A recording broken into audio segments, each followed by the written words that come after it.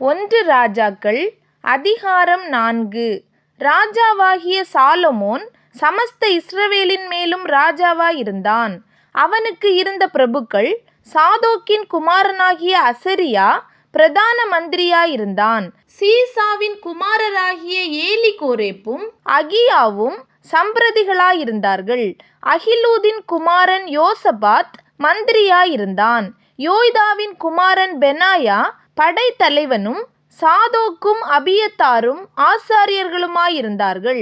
நாத்தானின் குமாரன் அசரியா மணியக்காரரின் தலைவனாயிருந்தான்.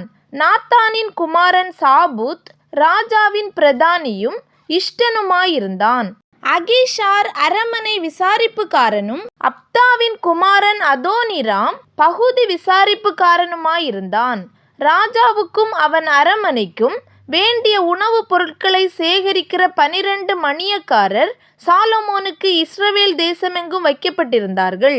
அவர்கள் மாதத்துக்கு ஒவ்வொருவராக வருஷம் முழுவதும் பராமரித்து வந்தார்கள்.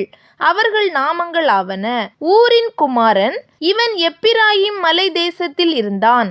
தேக்காரின் குமாரன், இவன் மாக்காத்சிலும் சால்பீமிலும் பெத்சிமேசிலும் ஏலோன் பெத்தானானிலும் இருந்தான். ஏதேசின் குமாரன், இவன் அறுபோத்தில் இருந்தான். சோகோவும் எப்பேர் சீமை அனைத்தும் இவன் விசாரிப்பில் இருந்தது. அபினதாபின் குமாரன், இவன் தோரின் நாட்டுப்புற அனைத்திற்கும் விசாரிப்புக்காரனாயிருந்தான்.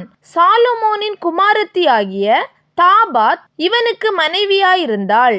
அகிலூதின் குமாரனாகிய பானா, இவன் விசாரிப்பில் தானாகும் மெகிதோவும் சர்த்தனாவுக்கு பக்கமாகவும் எஸ்ரேலுக்கு கீழாகவும் பெத்சேயான் தொடங்கி ஆபேல் மெகொல்லா மட்டும் எக்மெயாமுக்கு அப்புறத்து மட்டும் இருக்கிற பெத்சேயான் அனைத்தும் இருந்தது. கேபேரின் குமாரன், இவன் கீலேயாத்திலுள்ள ராமோத்தில் இருந்தான்.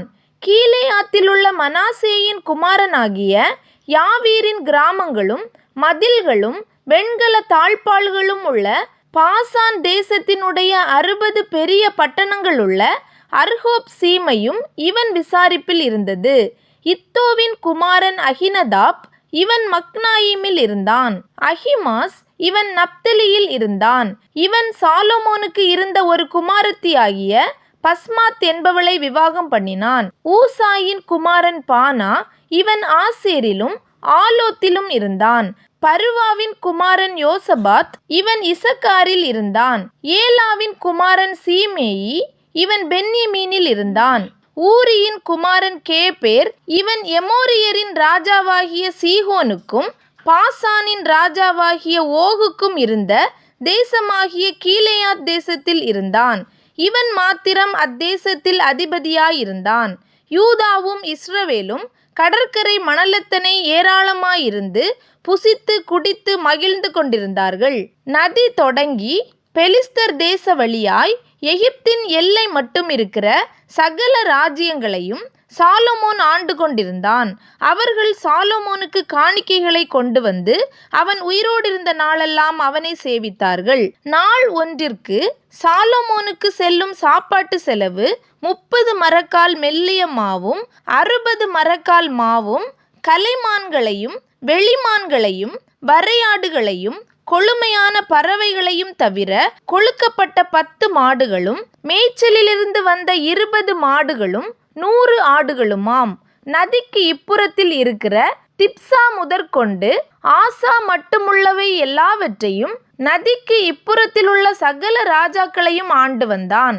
அவனை சுற்றி எங்கும் சமாதானமாயிருந்தது. சாலொமோனுடைய நாளெல்லாம் தான் துவக்கி பெயர்சபா மட்டும் யூதாவும் இஸ்ரவேலும் அவரவர் தங்கள் தங்கள் திராட்சை செடியின் நிழலிலும் தங்கள் தங்கள் அத்திமரத்தின் நிழலிலும் சுகமாய் குடியிருந்தார்கள். சாலொமோனுக்கு 4000 இரத குதிரை லாயங்களும் 12000 குதிரை வீரரும் இருந்தார்கள். மேற் சொல்லிய மணியக்காரரில் ஒவ்வொருவரும் தன் தன் மாதத்திலே சாலொமோன் ராஜாவுக்கும் ராஜாவின் பந்திக்கு வரும் யாவருக்கும் வேண்டியவைகளை ஒரு குறைவுமின்றி பராமரித்து குதிரைகளுக்கும் ஒட்டகங்களுக்கும் வேண்டிய வார்கோதுமையையும் வைக்கோலையும் அவரவர் தங்களுக்கு இடப்பட்ட கட்டளையின்படி அவைகள் இருக்கும் ஸ்தலத்திற்கு கொண்டு வருவார்கள்.